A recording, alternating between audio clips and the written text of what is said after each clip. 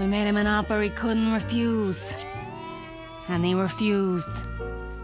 Hey, wise guy, good job trying to outrun us, Bunny. You ain't done too good, though, and now you're dead. There's no rats on the loose. We gotta make tracks.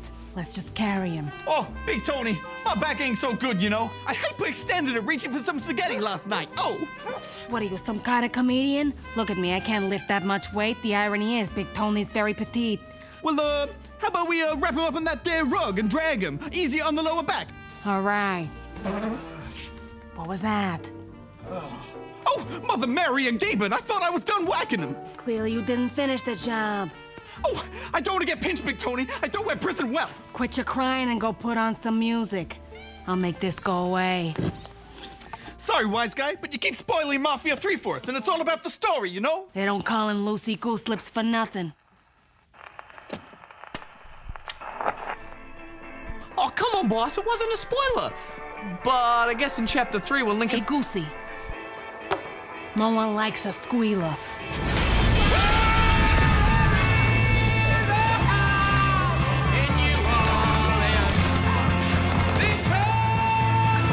Kiss my ass. Hey, you! Ha!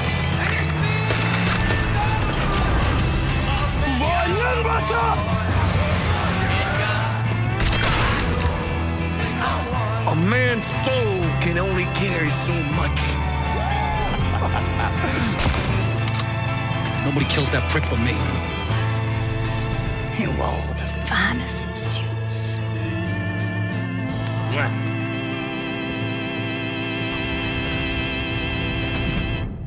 It's been 6 years since we experienced life as a mafioso in the pretty good open world game Mafia 2. But times they are a-changing, and now we get to tackle a very different type of gangster lifestyle with Mafia 3.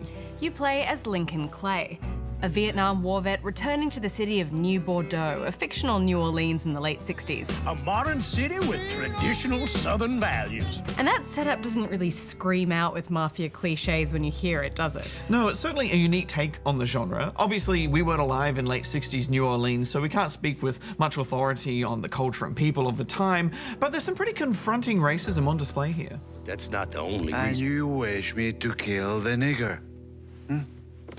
I will do that for you as well. I enjoy killing the niggers.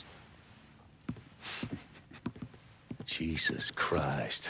Yeah, they actually put a pretty big warning at the start of the game saying that while they don't in any way condone racist behavior, they felt it was important to be authentic to the period and where the game is set. Yeah, and I think they've done a good job with it. They've handled it well. And you know, it's just there in the world. So you're walking around and you hear it. It's so common, and that in itself is really shocking. Get a statement from the police. Chief Wilson, you care to make a comment? It's those goddamn niggers. Every last one of them needs to be rounded up and shot. It certainly creates an interesting backdrop for the narrative. Mafia games have always been very story-focused, and that's definitely the case here.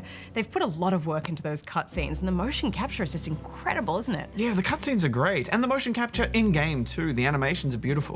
You can see they put a lot of effort into getting strong performances out of their actors. There it is. Oh, and look at what I dug up. You mind pouring one more though? And there's some excellent cinematography at times too. Oh, I hope this combination Skeletor got us is legit.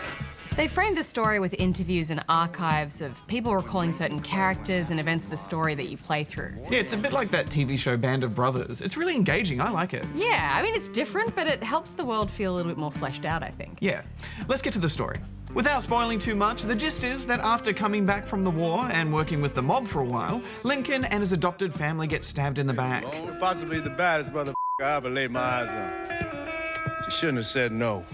Cue a quest for revenge. And that all happens in an excellent but very long setup that happens before the open world opens up. Which, for me, was where things started to fall apart a little bit. What's he thinking?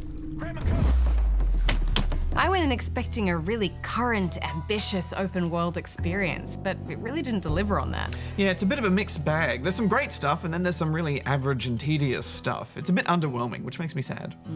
So, as we said, once you're out in the open world, you're on a mission for revenge against the old Italian mob boss Marcano after he tried and failed to kill you. But nothing you do will bring any of them back. This isn't about bringing them back, or even exacting some street justice. This It's about making that bastard feel what it's like to lose everything. Watch as I take it all away from him. And to get to him, you'll need some help, so you recruit 3 underboss types. There's a drunk Irish man who can deliver cars to you. What may help? A voodoo shop owner who supplies you with guns. Fear drives people to seek out all manner of protection. No weapon formed against us shall prosper, right? Not with a 45 in my hand. And Vito Scalita, who can pick up your cash for you. I'm expecting a cut of everything you bring in. Yeah, I know how this shit works. You'll get your money. And some of you may remember Vito as the main protagonist from Mafia 2. I didn't really, but still it was nice to see a friendly face. Well, the main thing you do in this game is go on racket dismantling missions. Basically, you'll find someone in an area who'll tell you about nearby rackets. Turn it into a brothel. And then you have to cause a specific amount of damage to them in the area. Once you clock up enough damage, you go back and talk to the same person who will lead you to a boss that you can take out. Well, what you gonna do, nigger? This. Do that, and you can claim the racket for one of your underbosses. After you've taken down enough rackets, a new story mission will open up, allowing you to take out one of Marcano's major lieutenants, or capos. I don't know what I'm doing. What are you doing? Local businessman Louis Marcano also lost his... This will then trigger a sit-down with you and your bosses, and they'll all fight to convince you to assign the area to them. I also figure you ought to just keep us there. Give me the keys to the kingdom, partner. Don't lose your head here. Doing this will increase the revenue that boss gets, and that's how you get access to all of their perks. The more revenue they have, the more powerful the perks they can offer you. It's a good system, and they're useful. Things like the ability to make the cops go away and turn a blind eye for a while. I need you to handle the cops in South Downs. Or call in a hit squad. Got targets lined up in South Downs. Or shut down the phone lines to stop witnesses reporting any crimes. Help with phones. Line just went dead. Personally though, I always like to take a more hands-on approach to that last one because it is so fun stopping civilians from making phone calls. Fuck it, I'm calling the cops.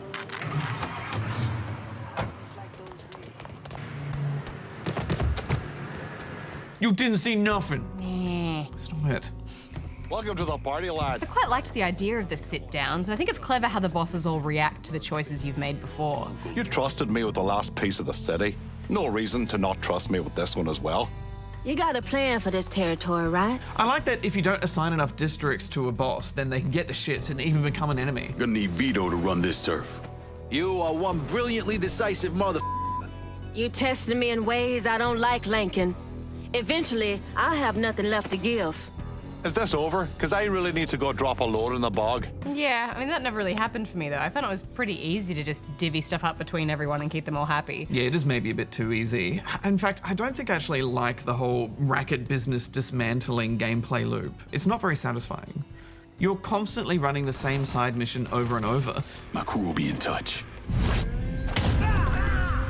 I like it in open world games where you can do a story mission whenever you want. You know, you're not forced to do side stuff. When they force you to do all the side stuff, for me, that just makes it feel more like work instead of play. Yeah, I mean, there is a lot of busy work for sure, and not really a lot going on in the world to keep you distracted in between. I mean, you can find collectibles, but that's about it. Which is a shame because the world just kind of feels dull and beige because of that. I can see what they were going for. They wanted a kind of 70s treatment on everything, but the result is more sort of washed out and lifeless. Yeah, they didn't really nail the look. It wasn't striking enough, was it? And also I feel like the open world design was a bit tedious, but the story wasn't good enough to make up for that. Whereas with like L.A. Noire, for example, like the open world on that was rubbish. There was nothing to do, it was boring, and just kind of walking around. But the story was so good, I didn't care. The characters are incredible. But then you get like GTA, right? Yeah, that kind of sets the standard for open world design and all the things that you can do. It's like, it's a virtual playground. Yeah, it feels so alive too, like the story's happening everywhere. Yeah. But this is racket missions. Yeah. Yeah. There's also not many landmarks or areas that are particularly memorable, so overall the city doesn't leave much of an impression. It all feels very gamey. But you know, Hex, having said all that, this is still a very different setting to your usual open world games. You know, the cars, the music.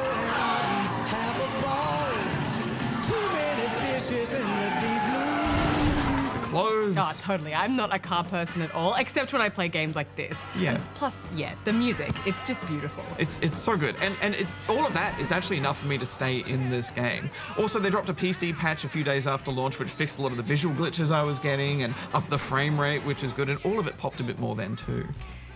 Yeah, I mean, graphically, honestly, I was still a little bit disappointed. I mean, you know, the city kind of looks a bit featureless when you really look in the distance, and also the kind of clouds and skyboxes were a bit fuzzy at times. Yeah, I agree with that completely. But in the interiors, the detail's really high, and I think that's actually where the game is at its best, in those firefights.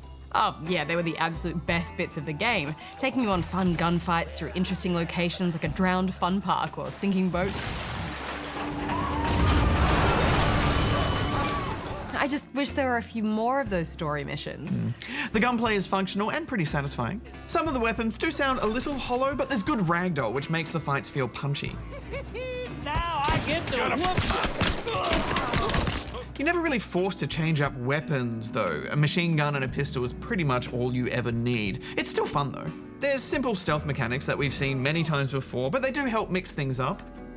Also, the AI is pretty easy to exploit. They're pretty dumb.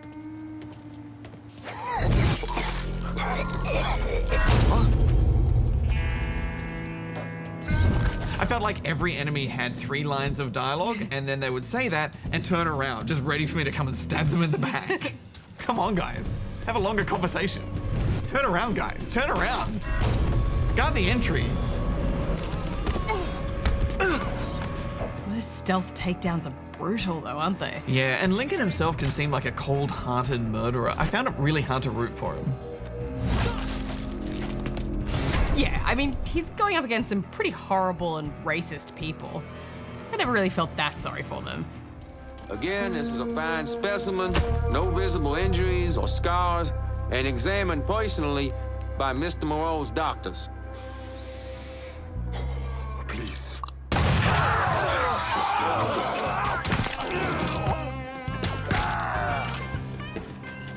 Jess has got them niggas around Briscoe. Thank you. And I think they've developed him well enough as a character that you buy his motivations. Plus, you make the connection that some of the stuff he's seen in Nam has scarred him for life. I try to fight them off, but they hold me down, tie my hands together, stuff a muddy rag in my mouth so I can't scream, can't warn the men sleeping next to me. And then I gotta listen as all those men die. Well, we should wrap this up. Final thoughts? Well, there's a lot to like. There's a lot of boring stuff as well. And it makes me so sad. I was really looking forward to this game. But then again, that soundtrack, it just kind of pulls me back into it. You know, it's up there with GTA Vice City in terms of nailing the vibe and the culture of the time. So I'm going to give it 3 stars. Yeah, I mean, you can tell they've worked really hard on the story, and I like that they weren't afraid to deal with some really tough themes. I'm going to give it 3 as well. I appreciate this.